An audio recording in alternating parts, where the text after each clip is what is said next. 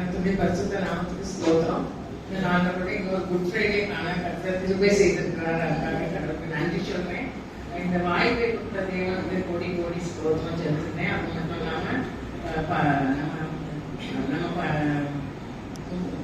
போதகர் அறியாதவர்களுக்கும் சபை மக்கள் அனைவருக்கும் நான் நன்றி செலுத்துகிறேன். இந்த நேரத்தில் இந்த வாய்ப்பை கொடுத்ததற்காக நன்றி செலுத்துகிறேன். கண்களை மூடி ஜெபிப்போம். கர்த்தாவே, நீ கொடுத்த அந்த நல்ல நாளுக்காக உங்களுக்கு ஸ்தோத்திரம் ஐயா. இந்த நாளில் கூட கர்த்தாவே, நீ எங்களோடு இடைப்படுங்க, எங்களோடு பேசுங்க.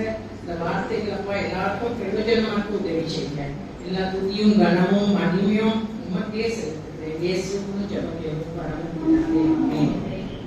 இதனால கூட 3வது வார்த்தை பேசும்படியாக கர்த்தர் திரும்ப கொடுத்திருக்கிறார். இந்த வார்த்தை பராமரிப்பு பூக்கள் சொன்னாங்க. அதே போல இப்போ நான் பேச போன அந்த வார்த்தை வந்து பராமரிப்பை குறித்ததாக இருக்கிறது.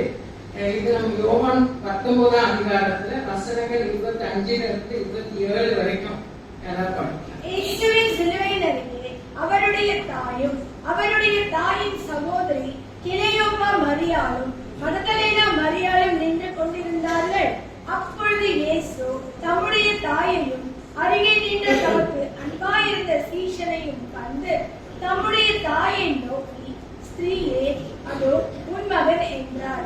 பின்பு அந்த சீஷனை நோக்கி, அதோ உன் தாய் என்றார். அந்நேரம் முதல் அந்த சீஷன் அவளை தன்னிடமாய் ஏற்றுக்கொண்டான். நம்ம பார்க்கிறோம், இயேசு சிலுவையில தான் இருக்காரு. அவர் இருக்கிற சூழ்நிலை வந்து ஒரு பயங்கரமான சூழ்நிலை. ஆனாலும் அவருக்கு அவருடைய தாய் அந்த இடத்துல தெரிகிறது. அந்த தாய் அவரு அந்த இடத்துல ரெகக்னைஸ் பண்ணுவார். எவ்வளவு வேதனை மத்தியில யார் நிற்கிறாரு கூட நமக்கு தெரியாத ஒரு சூழ்நிலையா இருக்கும்.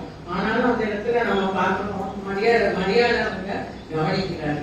அப்போ அப்படிப்பட்ட ஒரு சூழ்நிலையில கர்த்தர் வந்து அவருடைய அந்த லாஸ்ட் சொட்டு ரத்தத்தை சிந்தி சிலுவையில மறிக்க போற தருணத்துல கூட தன் தாயை நோக்கி பார்க்கிறார். அந்த தாயுடைய அன்பு வந்து ரொம்ப மேலானது. இந்த தாய் அன்புக்கு மேலாக நம்ம ஒண்ணுமே சொல்ல முடியாது. அந்த விதமான ஒரு அன்பு தான் தாய்க்கு இருக்கும். அதுக்கு ஈடா உலகத்துல வேற யாரும் அன்பு செலுத்த முடியாது. இயேசு நம்ம மேல அதை விட ஒருபடி அதிகமா செலுத்துறாரு. ஆனாலும் உலக ரீதியாக தாய் தான் அதிகமான அன்பு செலுத்தக்கூடிய ஒரு நபர் நான் நினைக்கிறேன். நம்ம வேதத்துல கூட நிறைய தாய்மாரை பற்றி பார்க்கணும் இல்லையா? அதுல ஒரு இது ஆதியாகமம் 21ஆம் அதிகாரத்துல 16வது வசனம்.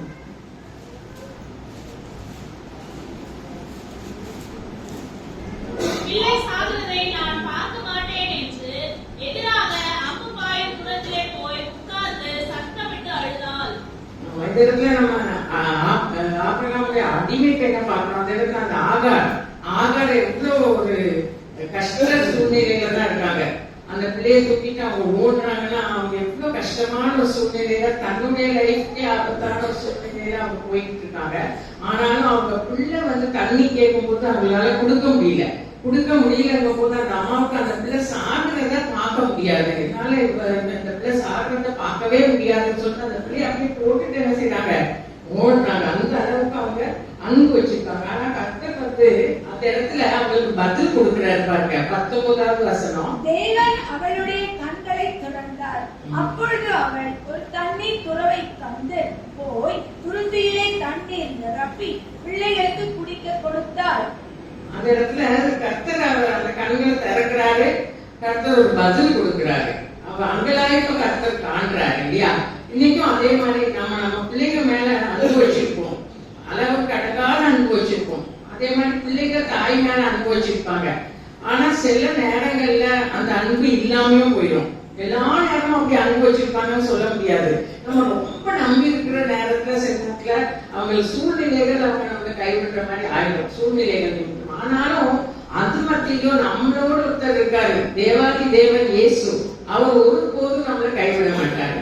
அவர் எல்லா நேரங்களிலும் நம்மளோட இருக்கிறாரு. அன்னைக்கு ஆகாரின் கண்ணீரை கண்ட தேவன் இன்னைக்கு கண்ணீர் வடிக்கிற யாரா இருந்தாலும் அவங்க கண்ணீரை காண்கிறவராக தான் இருக்கிறாரு. அவரு ஒருபோதும் நம்மளை கைவிடவே மாட்டாரு. அதுக்காக தான் அவரு சிலுவையில தன் தாயை பார்க்கிற ஒரு சூழ்நிலை பாருங்க. அதே நேரத்தில் அந்த தாய் அந்த மகனை பார்க்கிற ஒரு சூழ்நிலை. இயேசு நமக்காகவே அந்த சூழ்நிலைக்கு தள்ளப்பட்டார். நம்முடைய தாய் அன்பை ஐயோ எங்க அம்மா இவ்வளவு கஷ்டப்படுறாங்களேன்னு ஒரு ஃபீலிங். அந்த ஃபீலிங் அவர் சிலுவையில பற்றாரு. அதனால அந்த ஃபீலிங்கோட இருக்க நமக்கு அவரை நோக்கி பார்க்கும் பொழுது ஒரு சந்தோஷம் கிடைக்குது, ஒரு சமாதானம் கிடைக்குது. அதனாலதான் இன்னைக்கு யார் கைவிட்டாலும் நம் தேவாதி தேவன் நம் இயேசு ஒருபோதும் நம்மளை கைவிடவே மாட்டாரு. அவர் கடைசி பரியந்தம் நம்மளோட இருக்கிற தேவனா இருக்கிறாரு. அதனால நம்ம அதை கொடுத்து கலங்க அவசியமே இல்ல. அடுத்தபடியாக இன்னொரு தாய் பார்க்க பாருங்க. அந்த சாரி பார்த்து கிட்டவர் இல்லையா, அவங்க அந்த பையன் இறந்த உடனே அப்படியே அழுது என்ன செய்ய தெரியாம போய் எதையா கூட்டிட்டு வந்து அந்த இடத்துல ஜெபிக்கிறாங்க. ஜெபித்த உடனே என்ன ஆகுது, அவன் உயிர் பெற்றான். அப்ப அந்த இடத்துலயும் முடியாத சூழ்நிலை, கைவிட்ட சூழ்நிலை. ஆனா யார் உதவுறார், யார் சந்தோஷத்தை கொடுக்கிறார், கர்த்தர் தான் கொடுக்கிறார். சோ இன்னைக்கும் அப்படியேதான் அந்த சூழ்நிலையில இருக்கிற போது கூட கொடுக்கிறார். இதே போல நம்ம வேதத்துல அப்படி பார்த்துட்டே போனா நிறைய தாய்மா இருக்கு. மோசேனுடைய தாய் யோசித்து பாருங்க, எல்லா பிள்ளைங்களையும் கொள்ள போறாங்க, எல்லா பாய்ஸையும் அந்த நாள்ல கொள்றாங்க. அந்த சின்ன பிள்ளைங்க பிறந்த உடனே கொள்ளணும்னு ஒரு கட்டளை இட்டாரு ராஜா. இது கவர்மெண்ட்லயே ஒரு ரூல் போட்டுருச்சு, ஒண்ணுமே செய்ய முடியாது. அந்த சூழ்நிலையில நிச்சயமா அந்த அம்மா கர்த்தரை நோக்கி ஜெபிச்சிருப்பாங்க, கர்த்தரை நோக்கி வேண்டி இருப்பாங்க. எல்லா பாய்ஸையும் கொள்றாங்க, ஆனா என் பையனை காப்பாத்துவீங்களா, நான் உங்களைதான் நம்பி இருக்கேன், இந்த ரூல் இப்படி சொல்லுதே, இந்த லா இப்படி சொல்லுதே, அது யாரு மீற முடியும், ஒண்ணுமே செய்ய முடியாது, ஆனாலும் நான் உங்களை பாக்குறேன், உங்களால ஒரு அற்புதம் செய்ய முடியும்னு விசுவாசிக்கிறேன்னு ஜெபிச்சிருப்பாங்க. அது நிமித்தமாக மோசே அன்றைக்கு காக்கப்பட்டார் இல்லையா, அவரை கர்த்தர் தெரிந்தெடுத்தாரு. அப்ப கர்த்தர் திட்டம் வச்சிருக்கிறாரு, ஒவ்வொருத்தர் குறித்தும் ஒரு திட்டம் வச்சிருக்காரு. அந்த திட்டத்தை மீறி எந்த சட்டமோ எந்த இதோ என்ன செய்ய முடியாது, மீற முடியாது. கர்த்தர் நம்ம அவரை நோக்கி பார்க்கும் பொழுது அவர் ஒருபோதும் கைவிட மாட்டார். அப்படியான அந்த தாயினுடைய அன்பை நம்ம நினைச்சு பார்க்கும் பொழுது நிறைய நேரங்கள்ல மகனுடைய அன்பு இதுல வருது, தாயுடைய அன்பு இப்படி நம்ம பார்க்கும்போது கர்த்தர் ஒருபோதும் கைவிடவே மாட்டாருன்னு சொல்லி பாக்குறோம். அவர் தாயினுடைய அன்பை பற்றி ஒரு சின்ன ஒரு கதை ஞாபகம் வருது.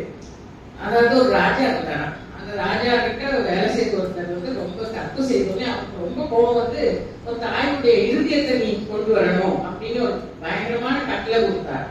உடனே இந்த பையன் என்ன செய்ய தெரியாம ரொம்ப கஷ்டம், ஆனாலும் இந்த ராஜாவுக்கு நம்ம ஒவ்வொரு நம்ம போயிருவோமே, நம்ம செத்து போயிருவோமே அப்படின்னு சொல்லிட்டு பயந்து என்ன செய்தான், போய் அவங்க அம்மா எங்க போட்டுட்டு எப்படியோ போட்டான். உடனே இருதயத்தை எடுத்துட்டு ஓடி ஓடி வரா, ராஜா கிட்ட கொடுக்கணும், நீ ஓடி ஓடி வரான். அந்த நேரத்துல அவன் கல்லு தடுக்கி கீழே விழுந்துனான். விழுந்த உடனே அந்த இருதயம் கீழே விழுது. அப்ப கூட அந்த இருதயம் என்ன சொல்றான், அடிபட்டுதா மகனேன்னு கேட்கிறான். அந்த இருதயம் துடிச்சுக்கிட்டு அடிபட்டுதா மகனேன்னு கேட்கிறான். அப்ப அந்த தாயினுடைய அன்பை பாருங்க, எவ்வளவு பெரிய அன்பு இல்லையா. அந்த அன்புக்கு ஈடாக இல்ல, அந்த உலகத்துல இருக்கிற தாய்மார் தான் அந்த அளவு அன்பு இருக்கும். அப்ப அந்த அன்பு ஏன்னா அவங்க சுமந்து பெற்றிருக்காங்க இல்லையா, அதனால நிச்சயமா அந்த அன்பு அவங்களுக்கு இருக்கும். சோ அப்படிப்பட்ட ஒரு அன்பு தான் தாயுடைய அன்பு. இப்போ அதே நேரத்துல இப்ப நம்ம பாக்குறோம் மரியாதை இருக்காங்க, அவங்க எத்தனை சூழ்நிலைகள் இயேசுவை வளர்க்கும் பொழுது அவங்களுக்கு எத்தனை சூழ்நிலைகள் வந்திருக்கும் இல்லையா. அப்படி பார்க்கும்போது முதல்ல நம்ம பார்க்கிறோம் லூக்கா 1:38.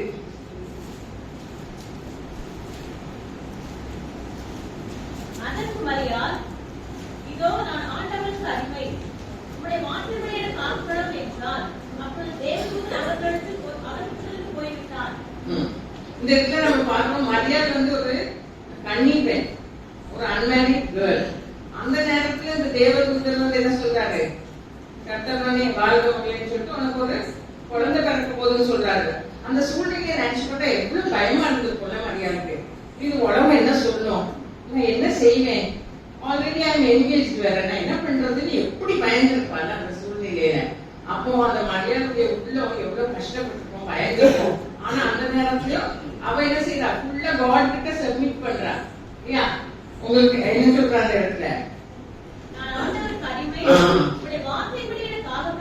நான் ஆண்டவருக்கு அடிமை, உம்முடைய வார்த்தையின்படி எனக்கு ஆக கடவுளுங்கிறான்.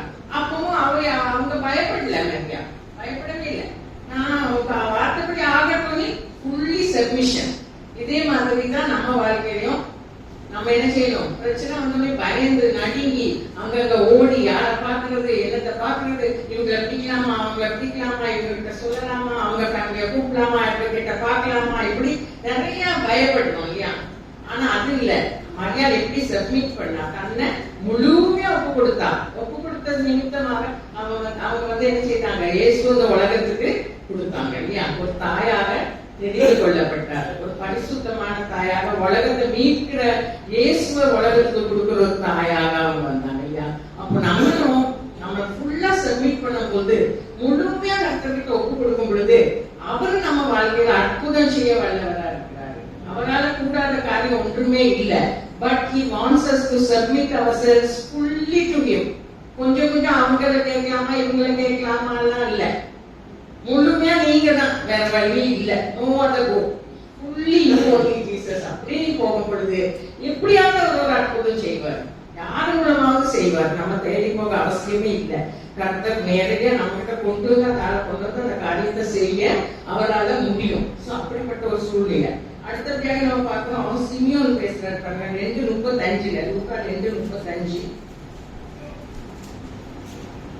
உன் ஆத்துமாவையும் ஒரு பட்டயம் உருவி போகும் என்றான். இந்த இடத்துல சிமியோன் வார்த்தையை சொல்லும் பொழுது அவங்களுக்கு எப்படி இருந்திருக்கும்? இந்த சின்ன குழந்தை 8 நாள் குழந்தைய எடுத்துட்டு வந்திருக்கோம், ஒரு பட்டயம் உருவி போகும் சொல்றாரு. ஆத்துமாக்குள்ள என்ன நீ தெரியல, என்ன நடக்குமோ அப்படின்னு அவங்க மனசுல இருக்கும். எந்த மனுஷியா இருந்தாலும் யோசிச்சிருப்பாங்க இல்லையா, என்ன நடக்கும் தெரியலையே. ஆனா அவங்க அப்படியேதான் நினைச்சிருப்பாங்க. அந்த சிமியோன் அந்த காட்சியை பார்க்கும் பொழுது அவங்களுக்கு நிச்சயமா இந்த வார்த்தை ஞாபகம் வந்திருக்கும். அன்னைக்கு சிமியோன் சொன்னாரே, ஒரு ஆத்துமாக்குள்ள ஒரு பட்டயம் போகும் சொல்லி இப்படி சொன்னாரே, நிச்சயமா அந்த வார்த்தை தான் இப்ப நிறைவேறுது. இப்ப என்ன ஆயிருக்கும், நிச்சயமா ஆத்மாக்குள்ள பட்டயத்தை இந்த மாதிரி தானே இருந்திருக்கும் அந்த சூழ்நிலை. அந்த தன்னுடைய மகன் அந்த காட்சி பார்க்கும்போது சிலுவையில நிச்சயமா அவ ஆத்மா அப்படிதான் இருந்திருக்கும். எப்படி கவலைப்பட்டிருப்பாங்க இல்லையா. சோ அப்ப அவங்களுக்கு ஞாபகம் வந்திருக்கும். சிமியோன் ஒரு நாள் சொன்னாங்க, நம்ம பேபி அந்த ஜீசஸ் கொண்டு போகும்போது அவங்க பேபியா இருக்கும் பொழுது சொன்னார்ல, அந்த வார்த்தை தான் இது, அதுதான் நிறைவேறுது அப்படின்னு அவங்க உள்ளத்தை நினைச்சிருப்பாங்க. தாங்க முடியாத வேதனை இருந்திருக்கும். ஆனாலும் அவங்களுக்கு அதை தாங்கி கொள்றதுக்கு கர்த்தர் பலன் கொடுத்தாரு இல்லையா. அதே நேரத்துல அவங்க என்ன செய்யறாரு, யோவானை பார்த்து சொல்றாரு, இதோன் தாயின்னு சொல்லி சொல்றாரு இல்லையா அந்த இடத்துல. சோ அந்த நேரத்துல அவங்களுக்கு ஒரு சந்தோஷமும் கிடைச்சிருக்கும். சரி, நம்மளை கைவிட்டுற நிலைமையில இருந்தாலும் இன்னொருத்தர ஒரு மகனாக எனக்கு கொடுத்திருக்காங்க அப்படின்னு சொல்லி கர்த்தர் அந்த இடத்துல அவரை ஆறுதல் படுத்திருப்பாரு. பயங்கரமான கவலையான சூழ்நிலைகள் எல்லார் வாழ்க்கையிலும் இந்த உலகத்துல நடக்கும். ஆனா என்ன நடந்தாலும் அது மத்தியில நம்ம தேவன் நம்மோட இருக்கிறார். அதை நம்ம மறக்கவே கூடாது. எல்லா லைஃப்ல எல்லாமே it's not a bed of roses, there are thorns in between. ரோஸா இருந்தாலும் ரோஸ் மத்தியில என்ன இருக்கு, முள்கள் இருக்கு. அதே போலதான் நம்ம லைஃப், அதுலயும் நமக்கு ரோஸாவே எல்லா நேரத்திலும் இருக்காது, நடுவுல முட்கள் இருக்கும். ஆனா அந்த முட்களே பார்க்காதபடிக்கு, அந்த முட்கள் குத்துனாலும் அது மத்தியிலும் நம்ம தேவனை பார்க்கும் பொழுது அவர் அந்த ரோசஸ் எல்லாம் எடுத்து ஒரு அழகான மாலையா ஒரு கார்லண்டா பண்ணி யூஸ் பண்ணுவாங்க இல்லையா. அதே மாதிரிதான் நம்ம லைஃப்ல முட்கள் குத்ததான் செய்யும் இல்லையா, அப்பப்ப குத்தம். ஆனாலும் அதை பார்க்காதுங்க. I'm going to be useful to someone அப்படின்னு நீங்க நினைச்சீங்கன்னா நிச்சயமா கர்த்தர் உங்களை யூஸ் பண்ணுவாங்க. நான் ஒண்ணுக்கும் உதவாதால, எனக்கு ஒண்ணுமே இல்லை, எனக்கு எதுவும் இல்லை அப்படின்னு நம்மள இன்ஃபீரியராகவே திங்க் பண்ணக்கூடாது. ஏன்னா இன்ஃபீரியரா திங்க் பண்றதுங்க கர்த்தருடைய பிள்ளைகள்ல. ஜீசஸ் நமக்குள்ள இருக்கும் போது everything will be superior, nothing will be inferior, because Jesus is superior இல்லையா. அவரை போல யாருமே இல்லை. இந்த உலகத்தை படைச்சவர், நம்மள படைச்சவர், எல்லாமே தெரிஞ்சவர். அவருக்கு ஒரு காரியம் கூட தெரியாம இல்லை. அவர் இந்த சூழ்நிலையில நம்மளை கொண்டு போறாருன்னா அதுவும் அவருக்கு தெரியும். ஆனா எப்படியாவது நம்மள அதை தாண்டி வர்றதுக்கு பலன் கொடுக்கிறவரும் அவருதான் இல்லையா. என்னை பலப்படுத்துகிற கிறிஸ்துவினாலே எல்லாத்தையும் செய்ய எனக்கு பலன் உண்டுங்கிற வார்த்தை முக்கியமானது. அது மட்டும் இல்ல, ஏசாயா 66:11 பாருங்க.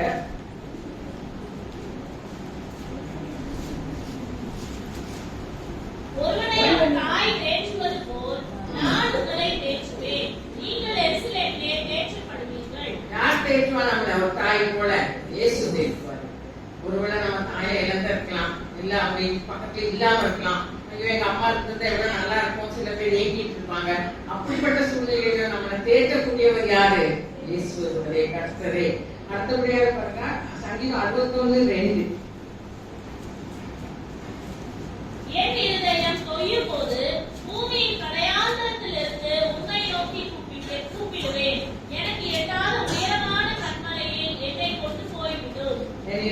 சொல்லும் போது யாரை நோக்கி கூப்பிடுறாங்க? அம்மாவை நோக்கியா, அப்பாவை நோக்கியா, கணவனை நோக்கியா? இல்ல. நம்ம மகனை நோக்கியா? இல்ல. யாரை நோக்கி கூப்பிடணும்? கர்த்தரை நோக்கி கூப்பிடும் பொழுது நம்ம இருதயம் சொல்லும் பொழுது கடையாந்தரத்தில் இருந்து உன்னை நோக்கி கூப்பிடுவேன், எனக்கு எட்டாத உயரமான கண்மலையில் என்னை கொண்டு போய் விடும் அப்படின்னு நம்ம ஜெபிக்கும் பொழுது நம்மளை உயர்ந்த கண்மலையில கொண்டு போய் வைக்க வல்லவரா இருக்கிறார் நம்ம இயேசு. அடுத்தது பாருங்க, சங்கீதம் 147:3. இருதயம் நொறுங்குண்டவர்களை குணமாக்குகிறார், அவர்களுடைய காயங்களை கட்டுகிறார். இதயம் நொறுங்குண்டவர்களை குணமாக்குகிறார், அவர்களுடைய காயங்களை என்ன செய்யறாரா? கட்டுகிறார். அப்ப இன்னைக்கு நம்ம இருதயம் நொறுங்கி போய் இருந்தா கூட அதை குணமாக்க வல்லவர் நம்மோட இருக்கிறாரு. அவர் நம்ம குணமாக்குறதுக்காகவே சிலுவையில அவருடைய ரத்தத்தை சிந்தி நம்மளை மீட்டெடுத்தாரு. சோ நிச்சயமா நம்ம இருதயம் நொறுங்குண்டதா இருந்தா கூட அதை குணமாக்க அவரு வல்லவரா இருக்கிறாரு. நம்ம காயங்களை கட்டுகிற தேவனா இருக்கிறார். எந்த வியாதியோ எந்த பிரச்சனை இருந்தாலும் நம்ம காயங்கள் எல்லாம் கட்டுகிற தேவன் நம்மோட இருக்கிறாரு. பராமரிக்கும் தேவன் நம்மோடு இருக்கிறாரு. நம்ம குடும்பங்கள்ல பிரச்சனைகள் போராட்டங்கள் வரும், ஆனாலும் எல்லாவற்றையும் மத்தியில நம்ம இயேசுவை நோக்கி பார்க்கும் பொழுது அவர் பராமரிக்கிற தேவனா இருக்கிறாரு. அதனால நம்ம அந்த நாட்கள் எதை குறித்தும் கவலைப்பட வேண்டாம். கர்த்தர் நம்ம எந்த பிரச்சனைகள் போராட்டங்கள் எதிர்த்தாலும் பராமரித்து வழி நடத்துவார். Hallelujah.